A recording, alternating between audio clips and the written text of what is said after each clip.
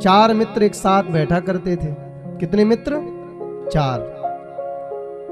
अब वो जो 3 मित्र थे वो तो भैया परम आलसी थे, कुछ करना नहीं चाहते थे, बस सोते थे, खाते थे, गप सड़ाका करते थे। लेकिन उनमें से जो एक मित्र था, बहुत ध्यान से सुनना, वो बड़ा प्रतिभाशाली था।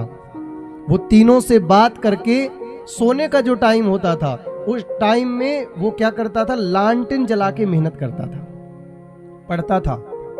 पढ़ने के साथ साथ अपने घर में थोड़ा गरीबी थी तो माँ का भी काम करता था, माँ के हाथ बटाता था, जंगल से लकड़ी भी काट के लाता था और पूजा भी करता था और माँ के संग रोटी पानी में भी हाथ अपना बटाता था। लेकिन भैया वो अनेक प्रकार के घर के काम करता और ये 3 जो श्रीमान जी थे ये केवल और केवल मटर गश्ती करते। अब जो चौथा वाला मित्र था, जो करेगा वो पाएगा, तो वो तो आगे जाने लगा। इसलिए मैं कहता हूं अपने बालकों को बचपन से अभ्यास कराओ सेवा, पूजा और परिश्रम। जो माता पिता अपने बालकों के जीवन में 3 संस्कार डाल देते हैं, उन माता पिता को कभी भी अपने बालकों की वजह से दुखी नहीं होना पड़ता, ये हम कहते हैं। जो भी माता पिता, आज मैं नाम नहीं लूंगा, मैंने कई माता पिता, हजारों माता पिता देखे हैं जो कहते हैं महाराज जी हमारा बेटा नहीं सुनता, बड़ा नास्तिक है। दुनिया से व्यक्ति लड़ लेता है माताओं बहनों, लेकिन अपनी संतान से व्यक्ति हार जाता है, अपनी औलाद से हार जाता है। माय डियर, वो घुटना टेक देता, आप करूं तो क्या करूं। सबसे व्यक्ति लड़ जाता है संसार में, बड़े से बड़े व्यक्ति से केस मुकदमा, लड़ाई दंगा सबसे निपट जाता है। मेरी बात अच्छी लगे तो हाथ उठा के मुझे बताना, लेकिन जब अपने पुत्र की बारी आती है, बड़े बड़े लोगों को हमने घुटना टेकते देखे, महाराज जी अब नहीं सुधरता।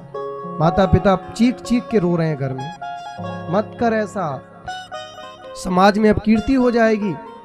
अरे पता है मेरी क्या इज्जत है, लेकिन वो बालक नहीं मानते। जो माता पिता चाहते हैं कि मेरा बालक या मेरी बालिका, मेरा बेटा या मेरी बेटी, इनकी वजह से मुझे कभी ना रोना पड़े, जो भी माता पिता ऐसा चाहते हैं वो अपने बालकों में 3 संस्कार डालें, सेवा, पूजा और परिश्रम।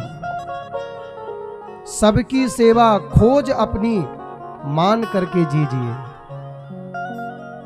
एक मेरी पंक्ति सुनिएगा, जो मिला है वो हमेशा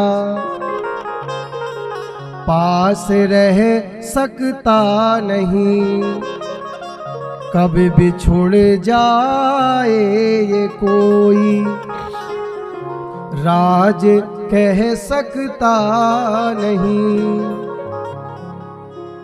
जो मिला है वो हमेशा पास रह सकता नहीं, कब बिछुड़ जाए ये कोई राज कह सकता नहीं। जिंदगानी का ये मधुबन है किसी का ये दिया, मैं नहीं मेरा नहीं ये तन किसी का है दिया। तो हमारी बात से कौन कौन माता पिता सहमत हैं?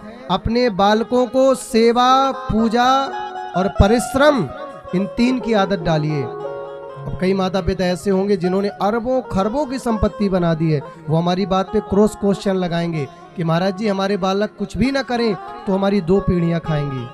श्रीमान जी एक निवेदन हमारा रहेगा, आपने बहुत जोड़ के रख दिया, बड़ी बात नहीं, लेकिन एक संस्कारी पुत्र जीवन में बना दिया तो बना करके रखेगा, नहीं कि आपकी बनाई गई दौलत को राख में मिला देगा आपके जीते जागते।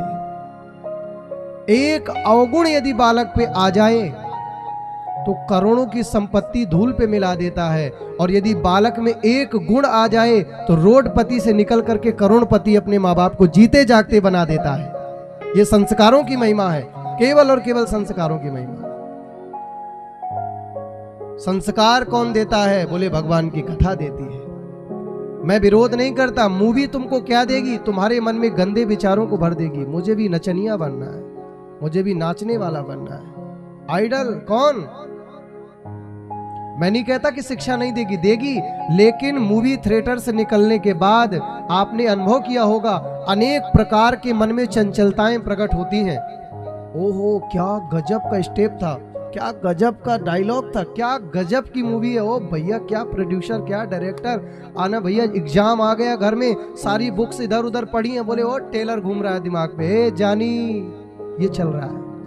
मैया गए जानी के पापा पढ़ ले, तेरी खोपड़िया में आग लगे पढ़ ले, ये जानी काम नहीं आएगा। क्यों? क्योंकि जैसा देख के आए वही चलता है। जैसा खाओगे अन्न वैसा तो होगा मन, जैसा देखोगे चित्र वैसा होगा चरित्र। लेकिन भगवान की कथा ही ऐसी है कि अनेक प्रकार के तुम्हारे अवगुणों को तो काट ही देती है, लेकिन हजारों सद्गुण भर के तुमको पंडाल से विदा करती है। हजारों सद्गुणों की खान भर देती है कथा, और तुम्हारे लाखों अवगुणों को काट देती है भगवान की कथा। ये कथा का प्रभाव है। तो बताइए, कथा श्रेष्ठ हुई या तुम्हारी समाज की मूवी? क्या श्रेष्ठ हुआ? भगवान की कथा। तो इतने बालापन से बालकों को भगवान की कथा से जोड़िए। एक छोटी सी कथा सुनाऊं। एक बार एक कुम्हार था। क्या था? कुम्हार मिट्टी से चिलम बना रहा था। चिलम जानते हो? चिलम। तो जब वो चिलम बना रहा था कुम्हार, तो क्या हुआ कि चिलम बनाते बनाते उस कुम्हार का मन बदल गया। क्या बदला? मन।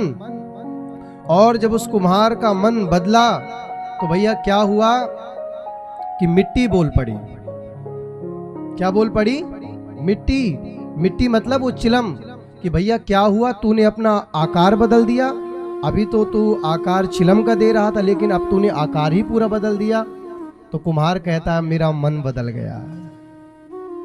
तो वो चिलम कहती है भैया तेरा तो मन बदला है, लेकिन मेरा पूरा जीवन बदल गया। बोले कैसे? बोले अगर तू चिलम बना देता तो मैं खुद भी जलती और दूसरों को जलाती, लेकिन अब तूने सुराही बना दी मिट्टी की, तो मैं खुद भी शीतल रहूंगी और औरों को भी शीतल करूंगी। तो आप जीवन में मिट्टी बन जाइए, मिट्टी बन जाइए। जो प्रभु आकार देना चाहे वो आकार लेने के लिए तैयार रहिए। चाहे जैसे मुझे रख लो, कुछ ना कहूंगा मैं।